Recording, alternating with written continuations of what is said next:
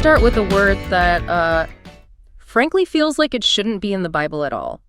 It definitely shouldn't be in a letter from an apostle who is actively trying to establish his own authority with a very difficult church. I have a feeling I know which verse you are looking at right now. You're in verse 8 of chapter 15, aren't you? Verse 8, yes. Paul is laying out this massive resume of people who saw Jesus alive. He lists Peter, he lists the 12, he lists James, all these absolute pillars of the early faith, and then he gets to himself. And he uses this Greek word, ektruma. It is a genuinely jarring word to read in the original text. Because most English Bibles soften it significantly. They usually say something like, one untimely born, which, I mean, it sounds poetic, maybe a bit sad. It makes it sound like he missed a birthday party or just showed up late to class. It sounds like a minor scheduling conflict. Yeah. But if you open up Anthony Thiselton, who is one of the 3 major heavy hitters we are reading for this deep dive today, he completely refuses to let us look away from what that word actually meant in the first century. It wasn't poetic at all. Not even a little bit.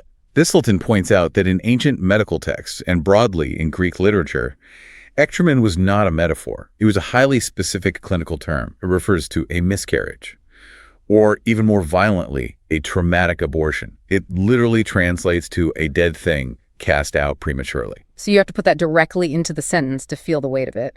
Last of all, he appeared to me also as to a dead fetus. Yes, or a freak of nature, something grotesque that you avert your eyes from. But why? I mean, this is Paul we are talking about. The guy wrote half the New Testament. He is the apostle to the Gentiles. Why is he referring to himself with a word that implies something lifeless and discarded? That is the exact question Gordon Fee jumps on. Fee is our second primary guide today, and he argues this isn't just Paul doing some kind of performative self-deprecation. You know, the kind of false humility where you say, you are the worst just so people will compliment you. Right, fishing for compliments. Fee says this is entirely about the absolute violent shock of grace. You have to think about what Paul was doing the moment he met the risen Jesus. He wasn't sitting in a chapel praying. He wasn't on some noble quest for the truth. He was actively hunting Christians down to imprison or kill them. He was breathing out murderous threats. Spiritually speaking, he was a dead thing. He was a monster to the church. And Fee's point is that resurrection, which is the massive, towering topic we are tackling today, isn't about taking good people and polishing them up. It's about taking dead things, like a miscarriage, and injecting them with life. Thus, he uses the ugliest, most grotesque word possible to make the grace of the resurrection look as bright as it possibly can. Precisely. And that striking image sets the stage for everything we're about to read. We are doing a deep dive today into 1 Corinthians 15, and the stakes could not be higher. It is the big one. Karl Barth actually called this chapter the crown of the entire letter, and Thiselton quotes him on that approvingly. It is the longest, densest, most complex theological argument Paul ever puts to paper.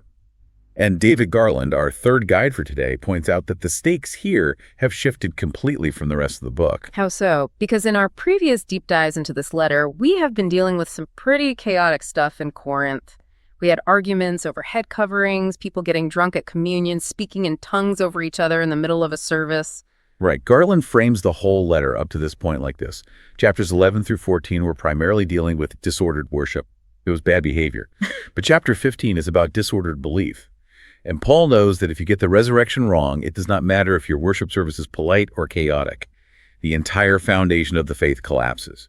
Gordon Fee mentions that structural shift in tone too. He calls it an abrupt change. Up until now, Paul has been answering their specific questions. He keeps saying things like, now concerning the food offered to idols, or now concerning the virgins, reacting to a letter they sent him. But here, he goes entirely on the offensive. It is no longer a pastoral lecture. It is a full-blown rescue mission.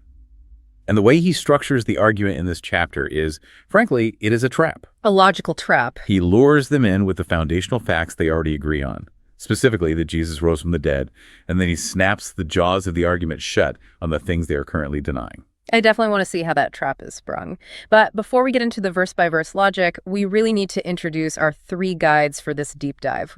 We have 3 major commentaries on the desk, and they do not always see the text the exact same way. What are the specific lenses they are bringing to chapter 15? It is a phenomenal lineup of scholarship. First, we have David E. Garland from the Baker Exegetical Commentary series. I think the best way to understand Garland is to view him as the rhetorical educator. Meaning he thinks Paul is essentially teaching a master class here. In a way, yes. Garland views Paul primarily as a teacher who is trying to correct what he sees as honest confusion in the pews. He does not think the Corinthians are malicious, intentional heretics. He thinks they are just Greek. They are trying to fit a Jewish square peg, which is bodily resurrection, into a Greek round hole, which is the philosophical idea of the immortality of the soul. So for Garland, they aren't rebellious. They're just bad at understanding apocalyptic physics. Exactly. So Garland focuses heavily on how Paul uses ancient rhetorical devices, things like the diatribe, which is a style of debating an imaginary opponent, and logical syllogisms to school them. Garland breaks down Paul's argument almost like a geometry proof. Okay, that is the educator lens. Who's our second guide? Then we have Gordon D. Fee from the New International Commentary series. Fee is what I would call the pneumatic theologian. He reads virtually everything in Paul through the lens of the Holy Spirit, the pneuma. Which makes perfect sense for Fee, given his massive, broader work on the Spirit in Paul's theology. It does. But here is the fascinating twist Fee brings to chapter 15. He argues that the Corinthians are not just confused Greeks doing bad philosophy. He thinks they were suffering from a disease called over-realized eschatology. That is a very dense theological phrase. We need to unpack that for the listener. Over-realized eschatology basically means the Corinthians think they have already arrived at the finish line. Because they speak in tongues, because they exercise spiritual gifts, because they have these ecstatic worship experiences, they think they are already living the resurrected life. They think we are already like the angels. So to them, the physical body is just trash to be discarded because they have already ascended to this elite spiritual plane. Right. So where Garland thinks they're simply confused, Fee thinks they are incredibly arrogant. Fee reads Paul as being very aggressive against this spiritual elitism. That brings us to our third guide. Anthony C. Thiselton from the New International Greek Testament Commentary. Thiselton is the historical philosopher. He brings this massive weight from reception history, meaning he looks closely at how early church fathers like Irenaeus and Tertullian read this text, but he also treats Paul's words as a rigorous philosophical argument. He is the logic and grammar guy. Absolutely. He focuses heavily on the philosophical grammar of the resurrection. For Thiselton, the central key to this entire chapter is the absolute sovereignty of God. That sovereignty is the only bridge between a rotting corpse in the ground and the newly risen body. He is a bit less concerned with the psychological profile of the Corinthians than Fee is, and far more concerned with the objective coherence of the Christian doctrine. All right, so we have Garland the educator, Fee the theologian, and Thiselton the philosopher. Let us get directly into the text. Part 1 is the tradition. This covers verses 1 through 11. This is where the foundation is poured. Paul launches his rescue mission, but he doesn't start with a fresh theological argument. He starts with a historical list. Christ died for our sins. He was buried. He was raised. He appeared to Cephas, then the 12. And this is a rare moment where all three of our commentators nod in complete agreement. Garland, Fee, and Thiselton all agree that verses 3 through 5 are not Paul's original spontaneous words. But Paul wrote the letter. He wrote the letter, but in these specific verses, he is quoting an older source. He uses two very technical Greek verbs right at the start, peralambani and periditumi. I received and I passed on to you. That sounds like formal, legal, or academic jargon. Garland notes that these are the exact technical terms used in rabbinic Judaism for transmitting sacred oral tradition. Paul is explicitly telling them, I did not invent this message. I am not freestyling my own philosophy here. This is a fixed formula, an early creed, that most scholars believe was solidified in Jerusalem within 2 to 3 years of the actual crucifixion. It is staggering to think about that. We are reading a creed that was being memorized and recited by Jewish believers before the concept of a written New Testament even existed. It is the absolute bedrock of the faith. But right after reciting the creed, Paul starts listing the eyewitnesses. Peter, the 12, the 500 brothers at once, James.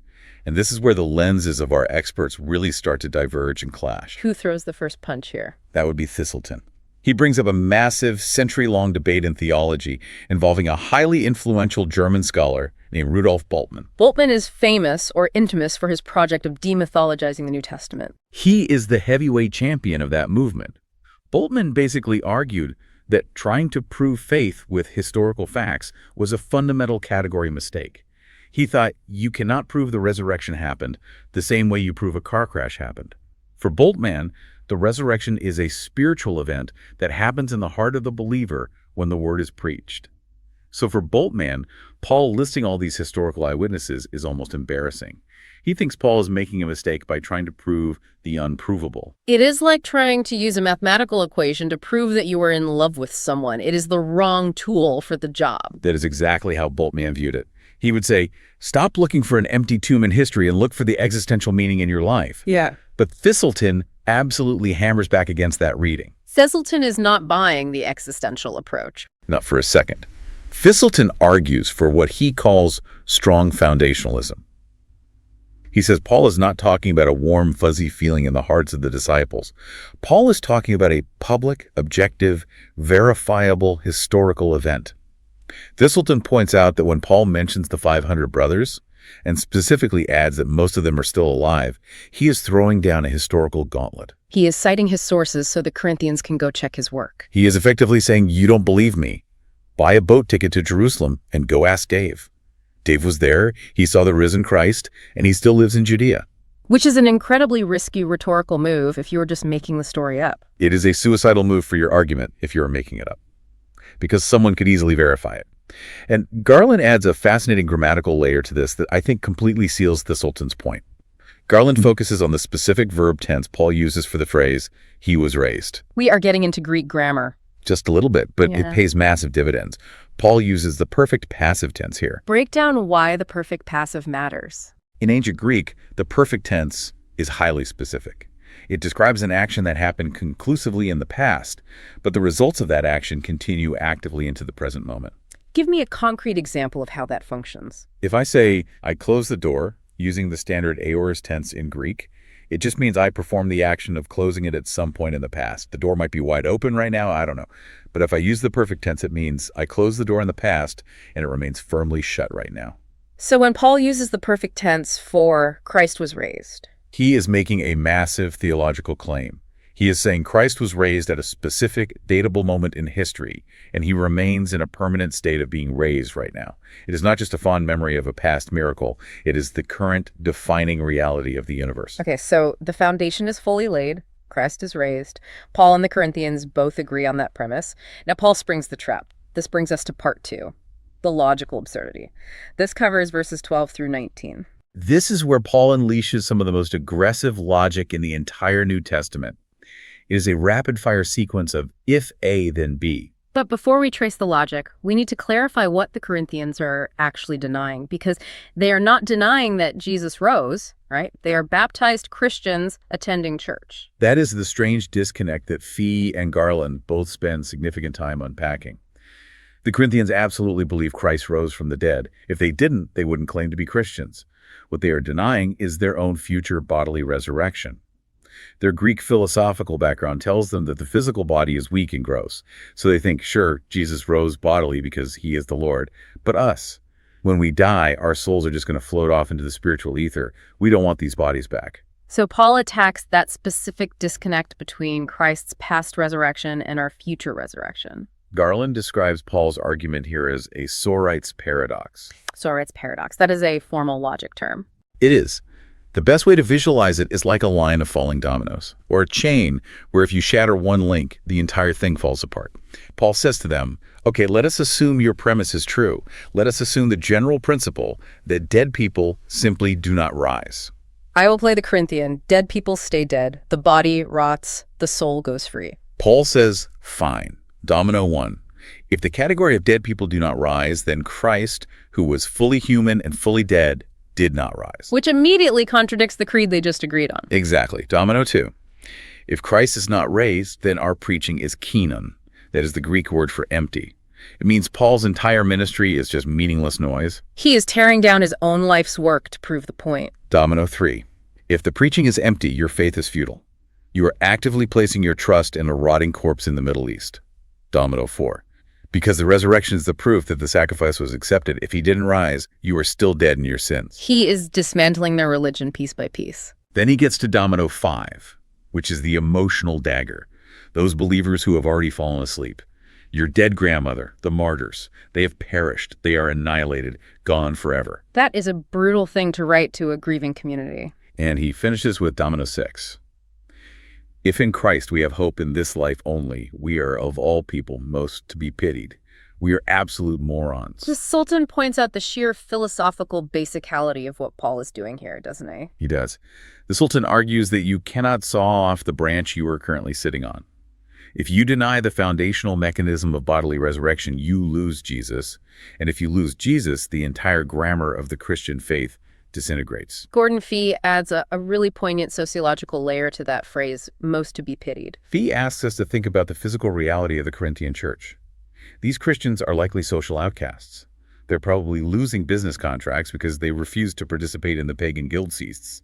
They're facing immense social pressure and physical suffering. They are paying a real price to follow Jesus. Right. And Fee says, if Paul is right, and there is a future bodily resurrection, then all that physical suffering is a noble investment in eternity.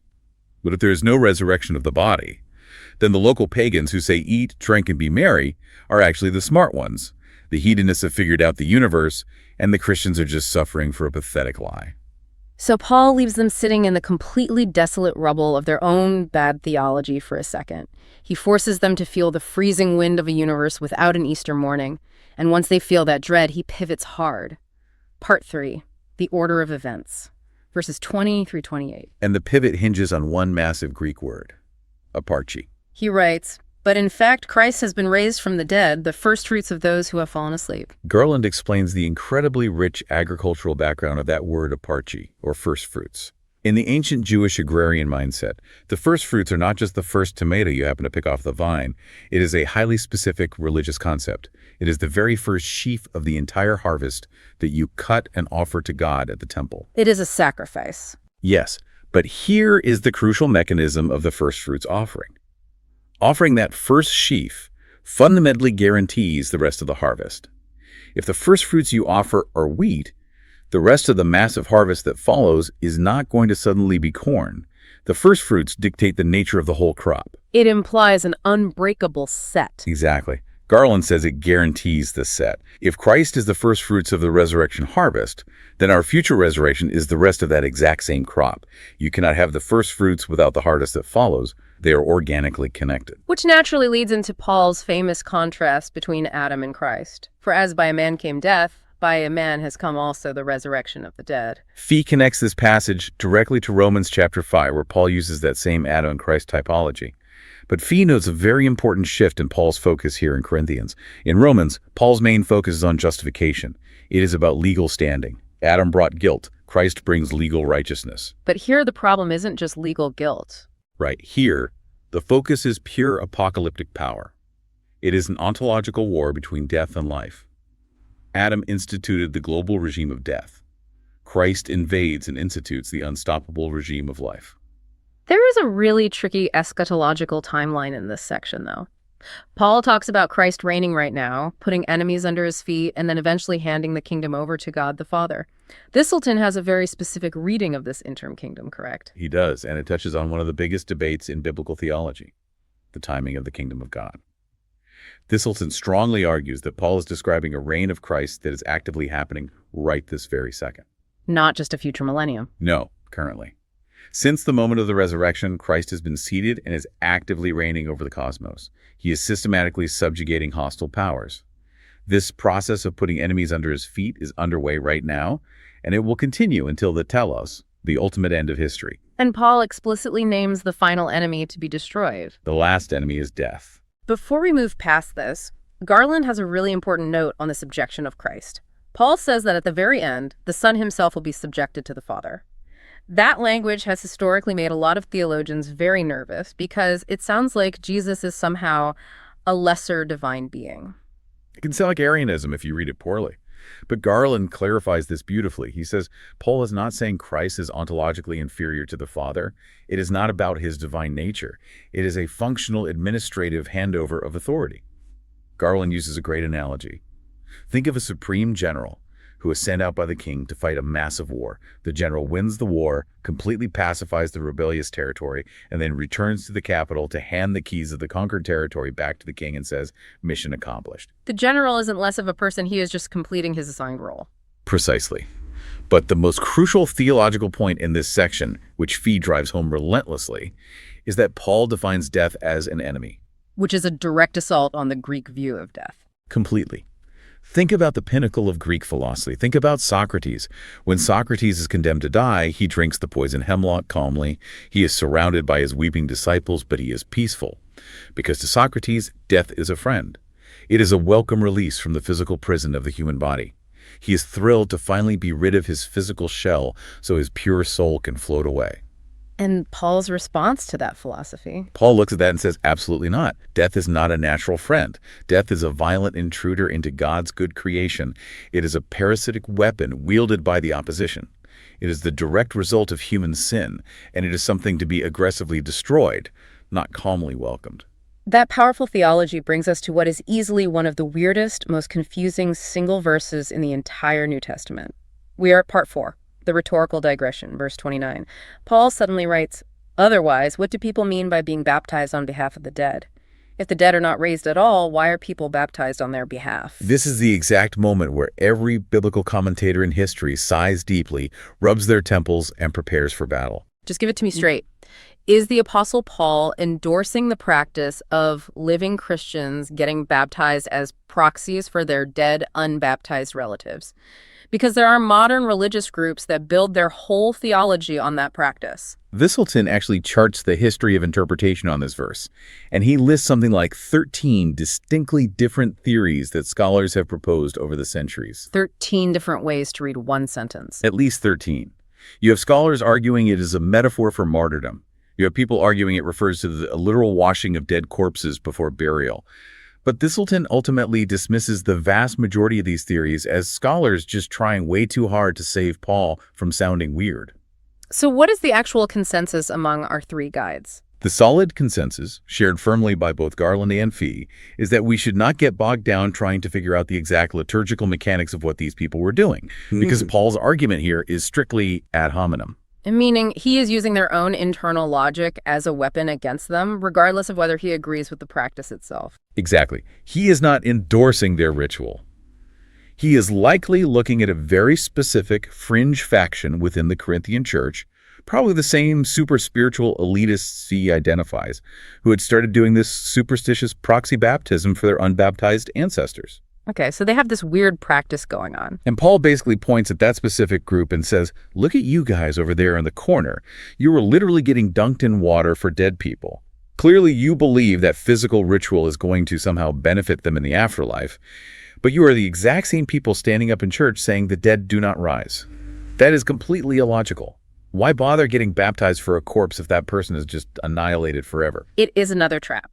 He is saying your own bizarre rituals prove that you implicitly hope for a physical resurrection. Precisely. He is aggressively exposing their hypocrisy. He is saying you don't even believe your own bad theology when push comes to shove. And right after springing that trap, Paul throws in a quote from a secular Greek playwright. He says, "Do not be deceived. Bad company corrupts good morals." That is verse 33. Garland points out that Paul is quoting Menander, who is a highly famous, widely quoted Greek comedic playwright. It feels incredibly random to drop a comedy quote into a dense theological argument about resurrection. It shows Paul's cultural literacy, certainly. But Fee interprets the use of this specific quote as a massive slap in the face to the Corinthians. Remember, these people deeply pride themselves on their sophisticated Greek wisdom and their towering intellect. They think they are the smartest, most enlightened people in the Roman Empire. Right, they love their philosophy. So Paul quoting a famous basic Greek proverb to correct their theology is like saying, even your own secular pagan poets know better than you do. You are hanging out with false teachers who deny the resurrection, and it is rotting your theology. You are not elite, enlightened thinkers. You are gullible, and you are being played. Which perfectly transitions us into the absolute heaviest philosophical lifting in the letter. This is part 5. The physics of resurrection. This covers verses 35 through 49, and this is where I think modern readers get the most confused. Paul anticipates the skeptic's ultimate question. But someone will ask, how are the dead raised? With what kind of body do they come? And that question reveals the core disgust of the Corinthian mind. Garland notes that when the Corinthians heard the phrase resurrection of the body, their minds instantly went to the concept of a reanimated corpse. Like a literal zombie. Exactly. They thought Paul was promising that their dead grandmother was going to crawl out of the dirt looking exactly like she did the moment she died, carrying all her diseases and decay into eternity. And to a Greek mind that worships physical perfection and beauty, that idea is totally repulsive. They simply could not imagine a physical body that wasn't inherently tied to decay and grossness. Right. So Paul brings in the famous analogy of the seed to completely shatter their limited imagination. Garland structures Paul's argument here around the twin concepts of continuity versus discontinuity. Unpack those two terms. They sound a bit abstract. Think about planting a seed. Let's use an acorn. An acorn is small, it is hard, it is brown, it looks basically like a rock. If you took an acorn and buried it in the dirt, and you had never in your entire life seen a tree before, you would logically think, well, that thing is dead and gone. It is rotting in the mud. But then months later, a massive oak tree shoots out of the ground. And look at that oak tree. It is towering, it has green leaves, it is wildly alive. Visually and materially, the oak tree looks absolutely nothing like the hard little brown acorn. That radical difference is discontinuity. The resurrection body will look as different from our current body as an oak tree looks from an acorn. But despite the difference, it is still fundamentally the exact same organism. And that is continuity. You cannot possibly get the oak tree unless you plant that specific acorn. The acorn was the necessary biological seed for the tree. Paul's looking at the Corinthians and saying, your current physical body, the thing that aches and gets sick and is eventually going to die, that is just the humble acorn. But it is the necessary seed for the glorious, unimaginable thing that God is going to grow out of it. Thiselton brings in a great point about God's immense creativity here, too. Yes, Thiselton says Paul is asking them to just look up at the universe. Paul starts listing off the different types of flesh in creation. He mentions the flesh of humans, beasts, birds, fish. Then he points to the sun, the moon, the varying brightness of the stars. Thiselton says Paul is arguing that God is a master artist with an infinitely diverse portfolio of creation. If God has the creative power to design a body perfectly adapted for a fish to survive under the crushing pressure of the ocean, and a completely different body for a bird to navigate the sky, why on earth would you think God lacks the imagination to design a new kind of body for eternity? You think God looks at a dead human and says, well, I'm out of ideas. Guess I have to be ghosts now. Exactly. Thiselton says the sheer staggering variety of the current creation is the absolute proof that God can pull off the physical resurrection. Okay, we have to address the elephant in the room. Or maybe the ghost in the room is a better way to phrase it. I have a very strong feeling I know exactly which verse you are driving toward. We are at verse 44. Verse 44. Paul writes the most debated sentence in the chapter. It is sown a natural body. It is raised a spiritual body. Pneumaticon in the Greek. Right. And for 99% of modern English readers, when they hear the phrase spiritual body, they immediately picture Casper. A friendly ghost. A mist. A vapor. Something ethereal that you can wave your hand completely through. A spirit floating on a cloud playing a harp. It is definitively not solid. And if you listen closely, you can hear Gordon Fee screaming from the pages of his commentary to tell you to immediately stop thinking that way. But is that not what the word spiritual inherently means? In English, spiritual is almost always the direct opposite of physical or material. In modern English, yes, that is how we use it. But Fee is absolutely adamant that applying our English definition here is a massive translation disaster. He argues that we have completely and utterly misunderstood how Paul uses these two specific Greek adjectives. Break down the Greek for us so we can see what Fee is seeing. Okay. Paul contrasts two words here. The first is psychikos, which our Bibles translate as natural. The second is pneumatikos, which we translate as spiritual. Fee points out that in Paul's vocabulary, these adjectives ending in ikos do not describe what an object is materially made out of. Okay, if they don't describe the material, what do they describe? They describe the driving force that powers the object. They describe what animates it. Give me a real-world analogy to help picture that. Fee's classic analogy is the steam engine. Think of a massive 19th century locomotive. It is constructed out of iron, steel, brass, and wood. It weighs dozens of tons. It is an intensely physical material object. But we universally call it a steam engine. Why? Because steam is the power source that makes it move. It runs on steam. Right. Now imagine a modern internal combustion engine in a car. It is also a heavy physical object made of steel and aluminum. But it runs on gasoline. The adjective in the name steam or gas tells you what fuels the machine. It tells you absolutely nothing about the metal the machine is forged from. So apply that linguistic rule back to Paul's view of the body. The psychikos body, the natural body you and I are currently living in, is a physical body powered by the psyche, the natural biological life force. It runs on oxygen, blood, sandwiches, and sleep. It requires natural fuel. And because it relies on natural fuel, it is subject to entropy. It wears down, gets sick, and dies. And the pneumatico's body, the spiritual body. It is still a body. Fee pounds the table on this point. It is absolutely solid. It occupies real space. It is a summa. But it is no longer powered by biological blood and oxygen. It is a physical body, completely animated and sustained by the pneuma, by the Holy Spirit. It is a spirit-fueled physical body. Exactly. It does not need sandwiches to survive. It does not need sleep to recharge. It cannot possibly decay because its power source is no longer biological entropy. Its absolute power source is the infinite, inexhaustible life of God himself. That entirely changes how I picture eternity. It makes the new heavens and new earth sound fiercely real and physical, not like a permanent nap on a cloud. It completely revolutionizes your eschatology. And Thiselton jumps in here to back Fee up with his historical philosophy. Thiselton engages with a well-known scholar named Dale Martin, who tried to argue that ancient people actually thought spirit was just a very refined, invisible type of physical matter. Like star stuff, or very thin plasma. Something like that, yes. But Thiselton strongly rebukes that idea. He says, Paul is not attempting to do speculative particle physics here. He is doing eschatology. Paul is talking about the ultimate mode of existence. It is a real physical body, perfectly adapted for the direct, unfiltered presence of the Spirit. Just as a fish's body is adapted for the ocean, the resurrection body is adapted for the sheer glory of the new creation. And Fee points out that Paul grounds this entire concept in a massive theological reversal of Genesis chapter 2. Yes, Fee notes how Paul contrasts the two Adams again. In Genesis 2, verse 7, the first Adam is created as the living soul. He possesses that fragile, natural life force. He is sarkakos. But Christ, the last Adam, is resurrected as a life-giving spirit. Adam was merely a recipient of life who eventually died. The risen Christ is a permanent generator of eternal life. Which moves us into the grand climax of the entire argument. Part 6, the mystery and the victory. This is verses 50 through 58. But before the victory lap, Paul admits something that sounds like a massive concession. He says, I tell you this, brothers.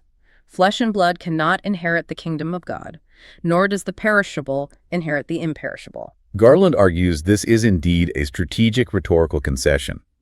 Paul is looking at his Corinthian opponents and saying, all right, you are actually right about one specific thing. This current frail body, this sagging, aging, disease-prone meat suit we are wearing, you are right.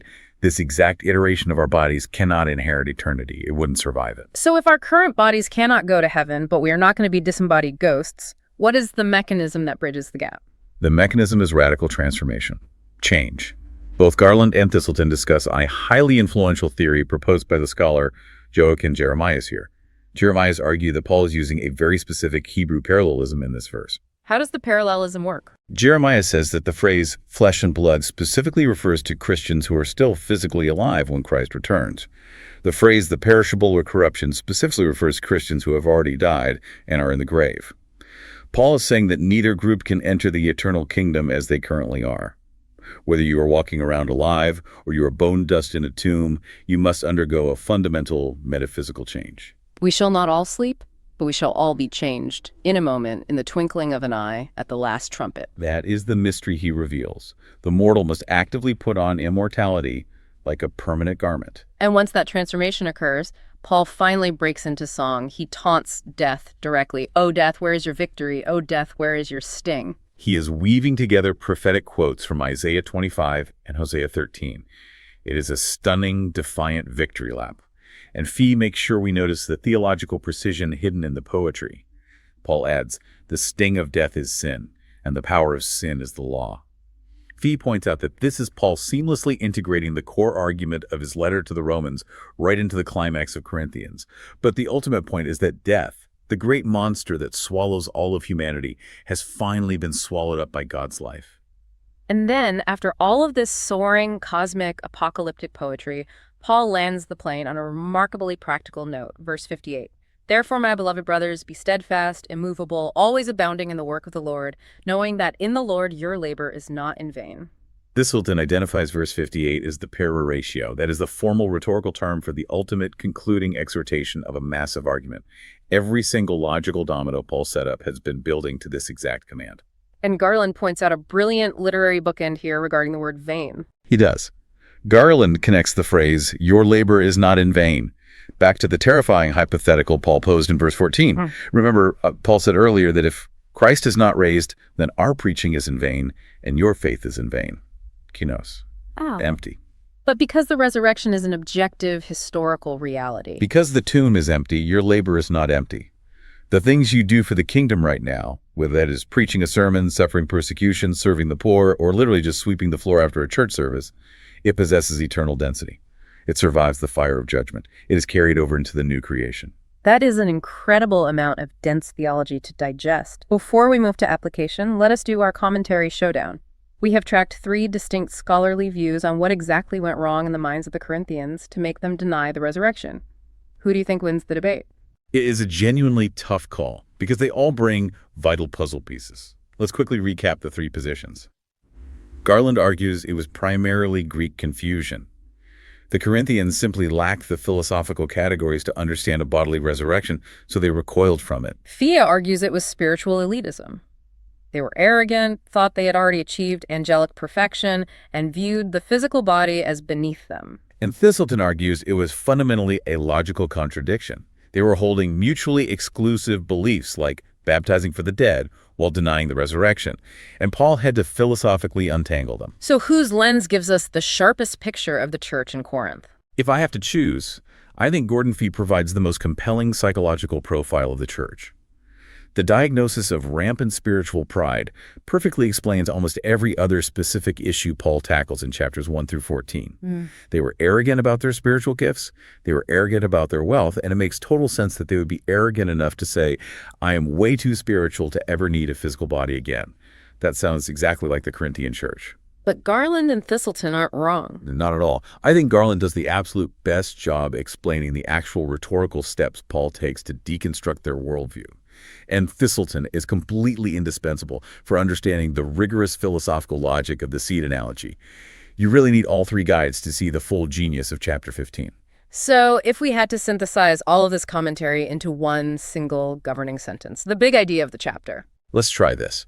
Resurrection is not the survival of the immaterial soul, but rather the spirit-empowered transformation of the whole person, necessitating a future bodily existence that absolutely validates both Christ's past victory and our present earthly labor. Validates our present earthly labor. That is the perfect bridge from the ancient text to a modern Monday morning. It really is. So let us cross that bridge. Application.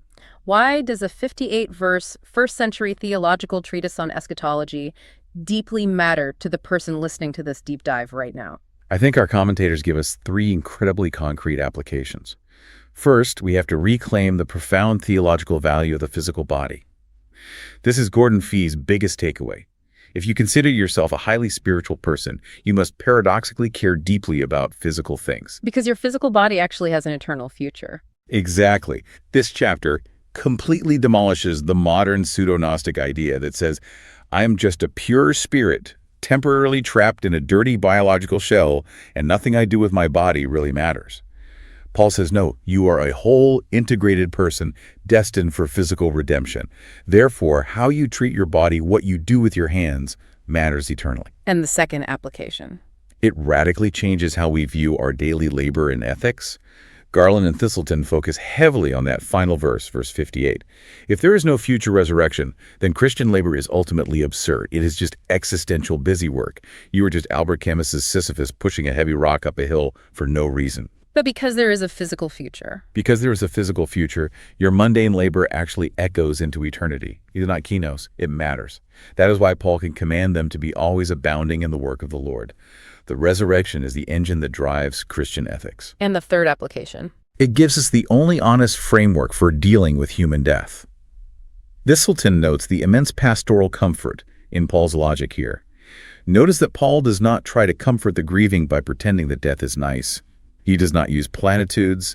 He doesn't say death is just a natural part of the circle of life. He calls it an enemy. He calls it the ultimate enemy. But, crucially, it is a defeated enemy. Because Christ is the first fruits, the harvest is absolutely guaranteed. So when we stand at the edge of a grave, we are allowed to grieve the violence of death, but we absolutely do not grieve as those who have no hope. We can look at the dirt and say with total confidence this is not the end of the human story. That is incredibly powerful. Well, to wrap us up, leave the listener with a final, provocative thought to chew on as they go about their week. Think deeply about Paul's seed analogy.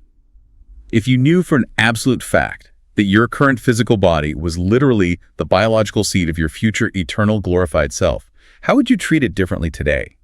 Not just in terms of diet or exercise, but in what you actively use your physical members to accomplish.